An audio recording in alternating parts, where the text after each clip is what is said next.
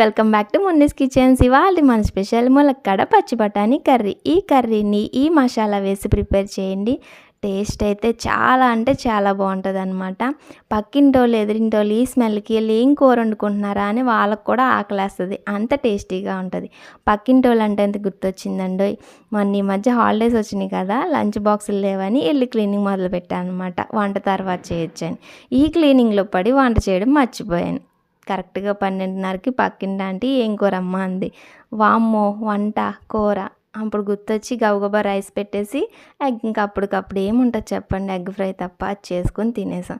అప్పుడు అనిపించిందండి, వస్తే తెంగరే ముందు వంట చేసుకుని తర్వాత ఇల్లు క్లీన్ చేసుకోవాలి కదా, ఎప్పుడు పని అప్పుడే చెయ్యాలి, వెనక ముందు చేతి ఇలాగే పడతావు అని.